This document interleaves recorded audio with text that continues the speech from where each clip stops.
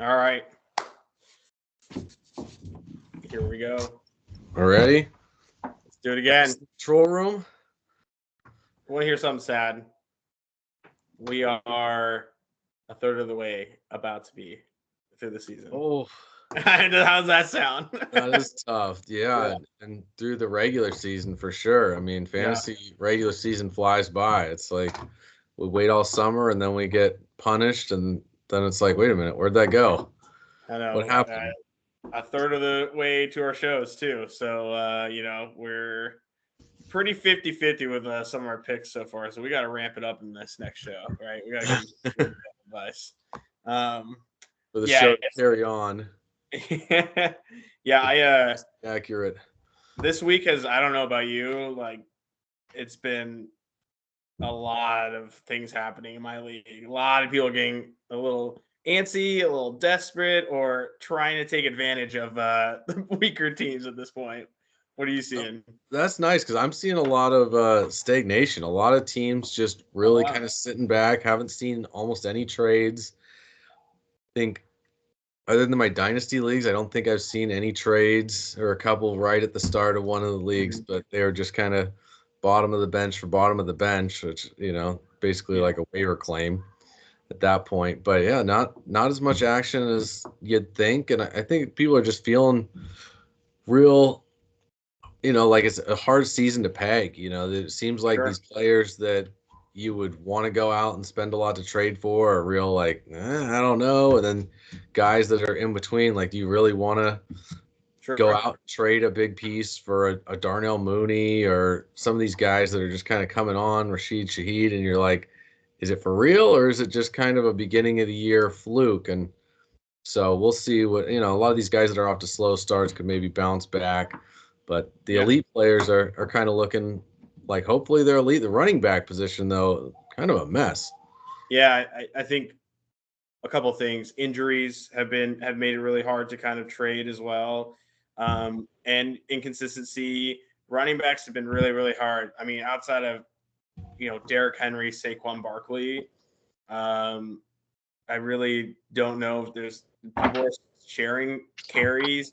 People are easing the load off of people, so it certainly has been hard to judge. But I think it's the injuries that really made it hard. It's Nico Collins goes out for 4. He beats the entire team out on this route, and he goes out for a hamstring injury. You're like, he's fine. He just sprinted to the end zone. He was celebrating, and then he's on the IR. Michael Pittman has his best week with Joe Flacco, goes on the IR. So it's like really hard to try to find these deals right now with people in the injury. It's like, is it worth it to get someone who's injured, or is it worth it to dump the people that you're injured? It's a lot of fluctuation right now, and it just depends on how you feel about your team. And we're seeing too. I mean, just the carryover effect of not playing in the preseason. Yeah, If you get these hamstring injuries in the second or third week of the preseason, well, at least you're going to be back in 3-4 weeks, sure. type of thing, and you only miss a couple weeks of the regular season. Now we're getting them in the middle. I mean, this is late into October. We're still seeing hamstring injuries. Like, how are you not warmed up? How are you not ready to go for a game this late in the season? And now you're missing the middle part of the season. These guys might not be back until closer to the fantasy playoffs. Yeah, Teams especially with Nico Collins are getting hit hard because he was, drafted as wide receiver 20 or so thereabouts. Some people may have taken him a little earlier, a little later, but he was performing like a top 10, top 5 wide receiver this year. And now you're going to miss him for the stretch run when you really need him through these bye weeks. yeah, no, totally. And then I almost traded Brandon Ayuk the week before. I was frustrated. I'm like, I drafted this guy to be a second round, in a second round, and he's supposed to be my wide receiver 1, and he hasn't done anything, and then he blows up. I don't get a deal done. It's every week counts. You kind of have to wait and see. So there's that. But another thing that I've been talking about is, do you think we talked about the preseason a lot and how that was the preseason? Do you think the scoring stays high like it was last week? Do we see is that really the point where we see that as the norm, or do you think that was an outlier last week? Because I'm kind of on and off about it. We're starting to see more and more injuries on defense, and defense is just Sure. so much of a more difficult side of the ball to replace. I mean, other than quarterbacks and wide receivers, You don't see as many injuries during the regular season. And running backs, a running back gets hurt, unless it's an elite guy, the next guy up is going to be able to fill in pretty well. You're not Yeah. going to lose a ton of You're your gonna pick them up, yeah. offense.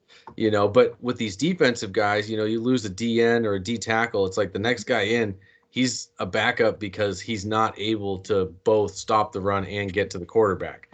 Like, Yeah. it's just not his skill set. Or corners, you start seeing backup corners, and it's like this guy can't cover your top two receivers, and now he has to play. And so, good luck trying to cover these guys. That raises the offensive scoring up a good bit, and then also it's so matchup based. I mean, you play in the New York Jets or the Denver Broncos, your scoring is going to be down. You're playing the Buccaneers or the Falcons, Panthers. You play against the NFC South, the entire division, right? It's like, okay, well, their defenses are not exactly going to lock you down. So it really just depends on who you're playing each and every week, and then those defensive players just keep dropping, and their injuries just seem to be not a hamstring where they're out a few weeks. It seems like they're having more serious, torn ligaments, torn muscles, done for the year type of injuries a lot of times. So I think it takes a toll on the defense later in the year. Yeah, absolutely. No, it's a good point. It's harder to recover. You have so many. When you're talented on defense, it's different when you're talented on offense. Talented on defense, you are a star and you play every down, and you're not coming out. And offensive players, they come in and out all the time. Star wide receivers, star running backs, they get the change of back pace, running backs, and you don't get a change of pace linebacker if you're the star. So it certainly is a wear and tear. The run specialists. Exactly. So that's about it. But yeah, what a crazy 5 weeks. It's why we wait so long all year for football. It's good to be able to see that offense start getting going. Whatever the factors are. Yeah, and some of these this deal, like we thought Davante Adams would be traded by now, but it seems like Las Vegas might be asking a little more than everyone else is really willing to pay. So yeah, I think they also are.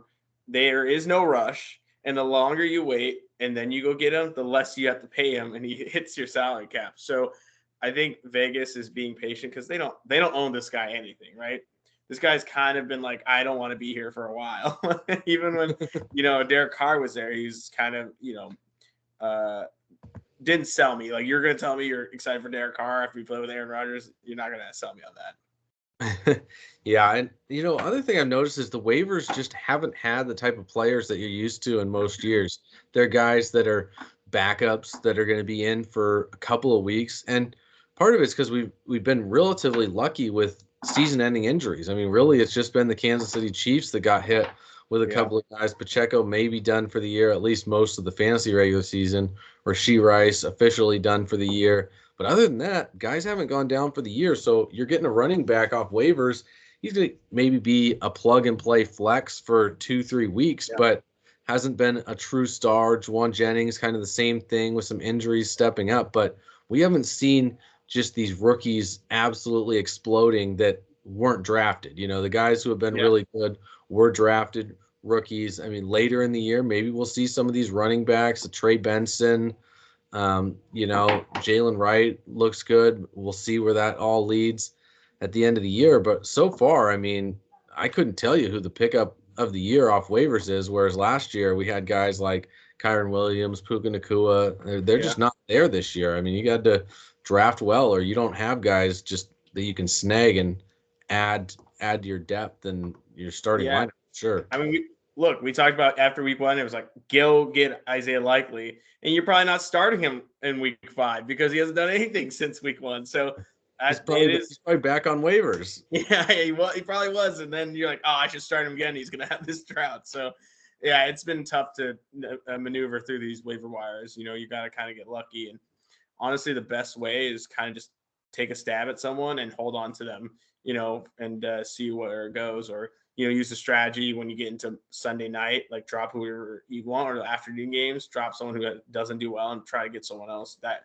maximizes your, reach when it comes to waiver wire. Maybe you can hit a gem there. So it's all about getting lucky with the waiver wires right now. Yeah, it's kind of like, just wait to add whatever position you're streaming, whether it's Yeah, defense agreed. or kicker, maybe tight end, whatever it is, wait and just add regular position players. And then when we get towards, you know, Sunday, then you Yeah, start knowing who's out for the week and who makes the most sense to play. yeah. All right. Speaking of, let's get to some of the players we like, this week. I think there's a good list. If you right now are out there looking to make a trade and you don't want to, spend a ton on someone, who are you going after? Darnell Mooney, we saw him last week. This Yeah. guy's really just looked as good as he could in Atlanta. And I think it's finally the right fit for him. Having a big, tall wide receiver and tight end opposite of him lets him work on smaller corners, Sure. safeties. If he gets matched up against a linebacker, he's way too fast and shifty for them. If he can beat him off the line, get down, he's doing a good job finding his holes in the zone. And the offense looks like they're going to throw plenty to be able to What makes sustain you think that? three guys. Yeah. Yeah, Kirk Cousins just slinging it all over the place. Sure. I mean, they don't have a running back worth giving the ball to apparently, so they're just going to have to throw it all day. Yeah. There's only so many carries for Tyler Algier.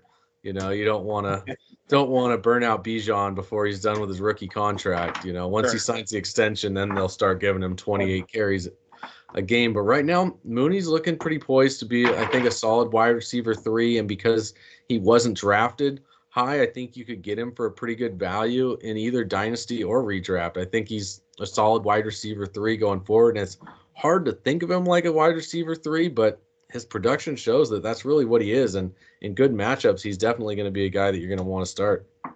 Yeah. I mean, look at the end of that game, right? With Kirk Cousins. Who was he going to, right? On these clutch moments, who was he targeting more? Darnell Mooney. And that says a lot to someone who they're going to be in tight games.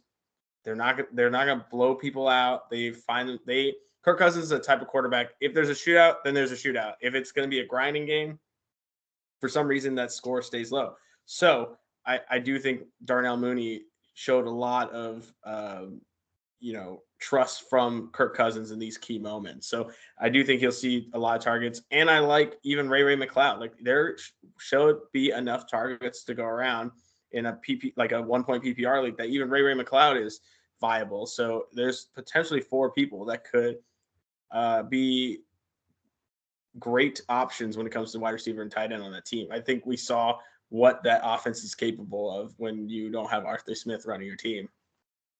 Yeah, and I mean the running game not really there, so Right. that's kind of a bummer for everybody. We thought that it was This Arthur is it. Smith doing them dirty, but really that O line just isn't built to run block Sure. apparently. So they're Yeah. not quite getting it done there. And down in Dallas, I mean they have an O line that you think is built to run block, but not enough for old man Zeke. He's on Yeah. his way out. We'll see how much longer he's even on the team, but that means it's Rico Dowdle stepping up.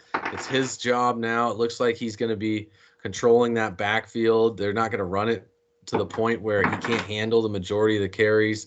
He's probably looking at somewhere 15 carries, 4 or 5 targets a game, and I think that's going to be more than enough for him to really step in as a wide or a running back 2 in PPR, and he's a flex running back in a standard non-PPR league. So he's another guy that people may have gotten off waivers, got late. I don't think anybody's going to be too attached to him. He doesn't look fantastic. He doesn't have a ton of speed. So, I mean, he's definitely faster than Ezekiel Elliott, but that's not saying much. So Right. I think he's a guy that people would be willing to part with.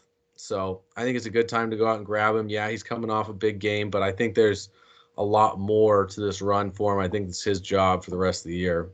Yeah. And look, however the Cowboys have been doing on offense, that team needs a running back regardless. And this guy, whether it's benefiting from the situation, is that guy right now. I mean, Dak's throwing to him in not just like in the backfield on that touchdown, their first touchdown of the game. He targeted him in the post after like a 10-yard out, with not even in the red, like not even on the goal line. So there is a huge appetite for him, and we see him stay in the game a little longer each week, a little longer. We see a little less Ezekiel Elliott, and I think the worry was goal line touches, and that now Rico Dowdle is also a part of this red zone offense. And this red zone offense, they can't get the ball to CeeDee Lamb. He's getting triple teamed out there. Ferguson isn't getting the looks in the red zone that he had been in the past season. So it looks like Rico Dowdle is going to benefit and get some of these attempts and touches when it comes to the red zone. And that's all you need for RB2. You need someone who just can get a score for you and get at least, 15 to 20 touches and get opportunity. That's all you need. And I do like Rico Dowdle a lot. He's not sexy, like you said, but he's going to get the job done. No, he's not the sexy running back, but we're bringing sexy back in Kansas City. Travis Kelce, slow start here, but with Rashee Rice gone, it's his job to lose at this point. Like, unless he's going into retirement or gets injured, I think Travis is once again a clear and away top 5 tight end. And, that's saying something that he's not a clear and away number 1 tight end, but we'll see with that passing game. They're just not getting the high end touchdowns, not the high end points. So the times of him being able to score 3 touchdowns in any week, I think is kind of past, but he can still score a touchdown any week. And if he's going to get 7-8 catches a game, he's locked in as a starter. But that first month is still going to have some people a little hesitant. So I think you could go out and trade for him in a reasonable manner. I don't think you're going to have to overpay. I think you're going to get him cheaper than you would have in the past. Yeah. Maybe throw in a tight end, that's producing well and another piece, or just a wide receiver, running back too, might be enough to get it done. All depends on your league, but I think he's not a guy that's untouchable like he might have been in years past. Yeah, and he gave away like 20 yards on a lateral in fantasy. So I don't know how I feel about him. Did you hear Patrick Mahomes talk about it? He's like, all right, Travis, I'm going to get you the ball. Let's get in field goal range, and then let's get out of here. And what does Travis Kelce do? Instead of just stopping on field goal range, he pitches it across the field, and he's like, it's like I'm talking to my daughter over here. Yeah, I feel like these guys they're playing now watch the special on Randy Moss and how that was like the lateral drill that they would play at the end of every practice. It's just like, let's just lateral it. And so you got to be basically a Hall of Fame player to get away with laddering the football just willy-nilly because you feel like it. Yeah, I also like Jalen Hurts. I think that, he's struggled a little bit. People are probably a little frustrated with him. And now he gets A.J. Brown back. Now he gets Devonta Smith back. He's gotten the bye week under his belt now. And this offense is another new offense. I think he's going to come in and be ready to kind of take that next step with his new offense. He's too talented of a player not to break out. He's perfect for fantasy football. He's healthy this season. So I think if right now, off a bye week and off a couple mediocre games, Jalen Hurts, you could probably get cheaper than most years and times. So if you need a quarterback.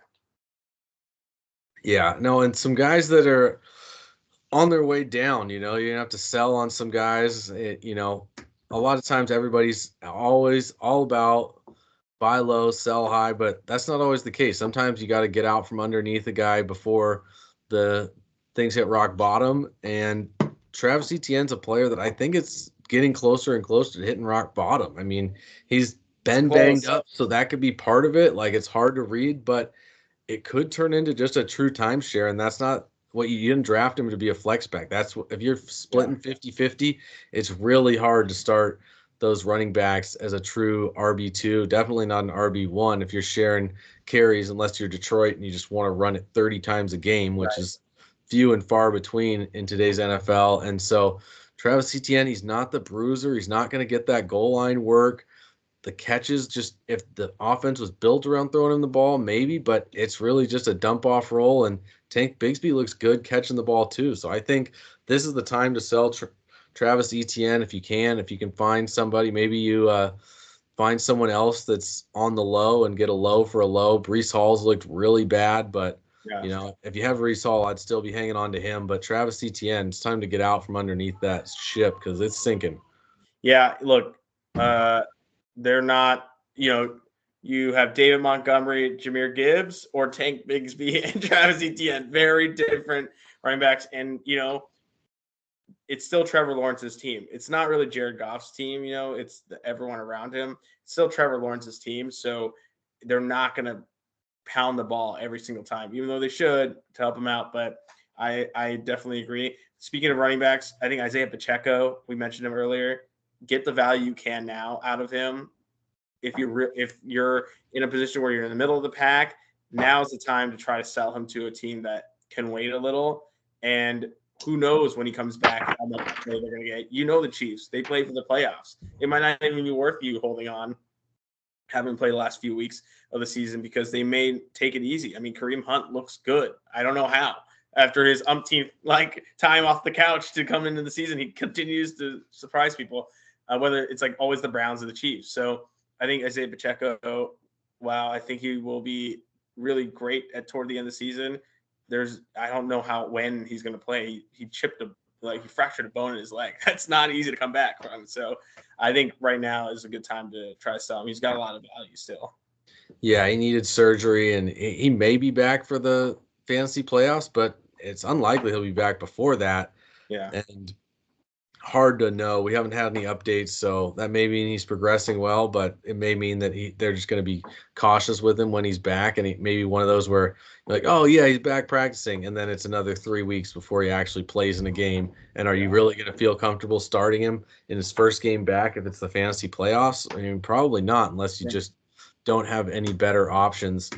In Dynasty, Rashee Rice, we know he's done for the year, but he's also going to be done for probably 4 to 8 games to start next year too, right, with that suspension that is looming. I mean, unless his lawyer can do some magic and get him completely out of anything there. And I mean, in theory, he could still end up doing some jail time too. It'd be hard to serve congruent sentences both in jail and with the NFL suspension. I don't know if they let torn ACL and the torn LCL. He was lucky that the ACL and MCL were all right. But also had to have some hamstring repairs. So, he's going to be out for a while. Good year. So in Dynasty, if you can still get good value, he was tearing it up to start the year.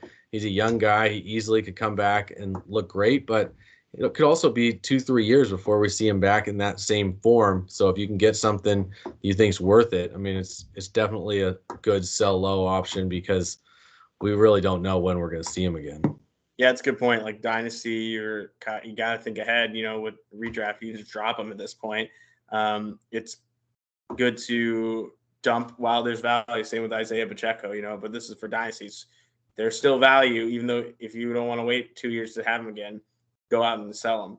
Sam Darnold is a guy that I would sell low right now. He is kind of good, but not really. He's like that quarterback. You're like, he's playing well. He was drafted as a top draft pick, but I think what we saw against the Jets, when he faces tough defenses, I don't think he's going to be able to just chuck it up to Justin Jefferson a ton.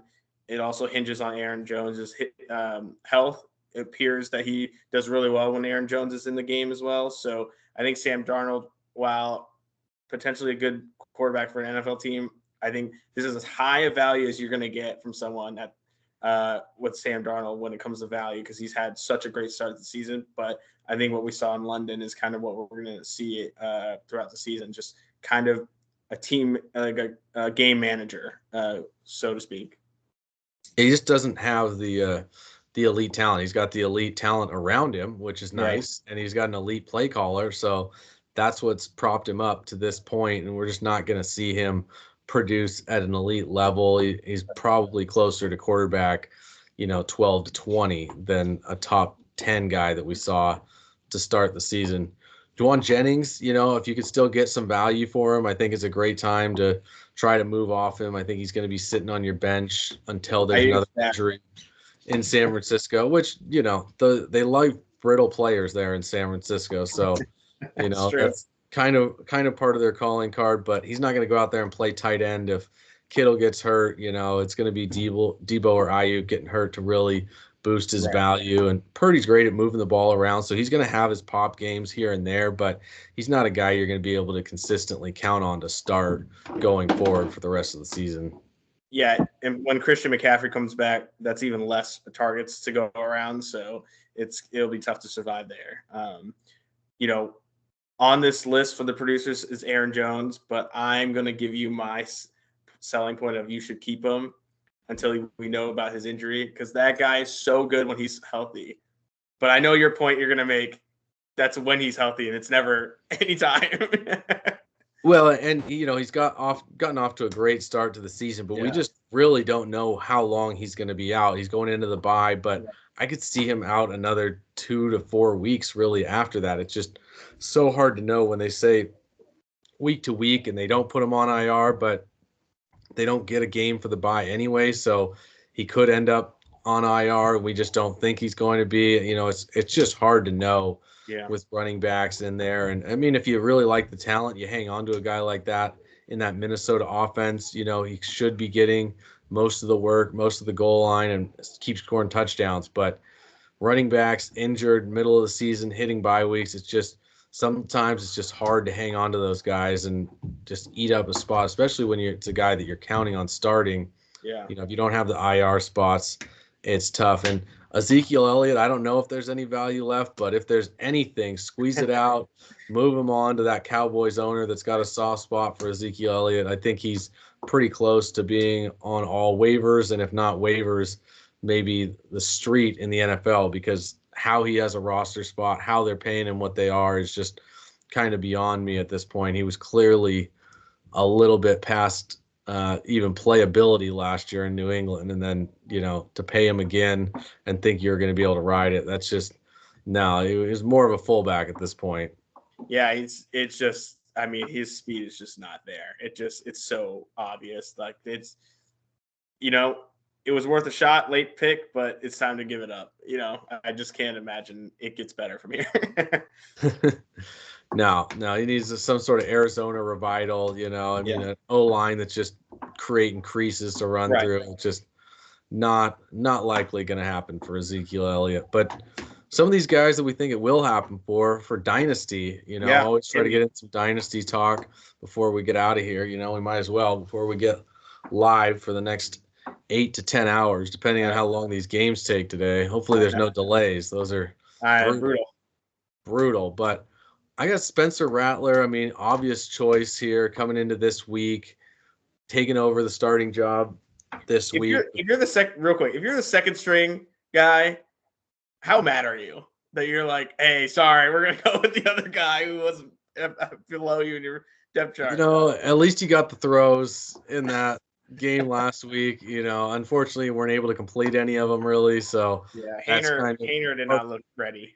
Problem, and you're still the backup, I guess, right? You be the number 2 if Rattler looks really bad or gets rattled out there. You may get to take over, you may play some, but you got to see the rookie. You don't know how much of a chance you're going to have. Obviously, Carr's going to take over that job when he's ready and back.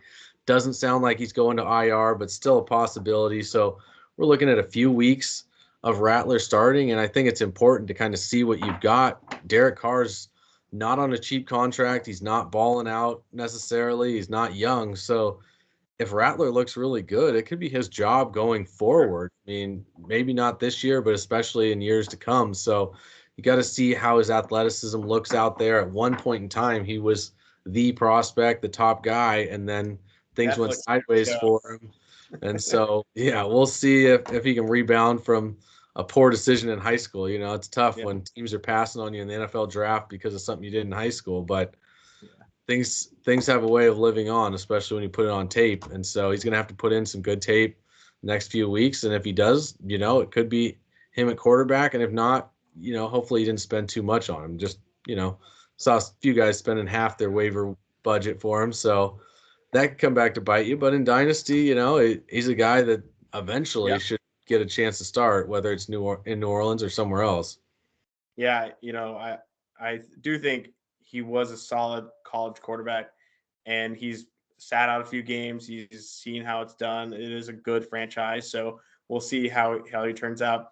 I like Noah Brown. I think with Nico Collins on the IR, go get Noah Brown. He was really solid last season when Nico Collins was in the game, and Stephon Diggs was not there, obviously. So now Noah Brown kind of comes back out. He's coming off an injury, so he's as low as it might get right now to go get him. So I think Noah Brown eats up some of those targets there in the Texans. There's a rapport with him and CJ Stroud for sure. Well, Noah's in Washington now. Oh, wrong team.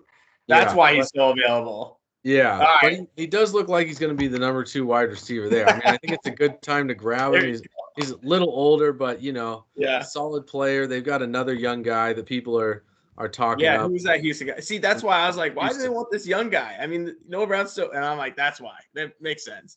This is Yeah, why we go over these meetings, yeah, of exactly. We'll uh, get it right live. So we'll look that guy's name up real quick. Xavier Hutchinson is who it is now. There you go. Go get him, I guess. Yeah, Xavier Hutchinson. Another guy I think is a good time to grab is Russell Wilson. Yeah. I think sooner or later he's going to be starting for Justin Fields. It's going to take one more game of him throwing for under 200 or losing a game that they really feel like they should have won.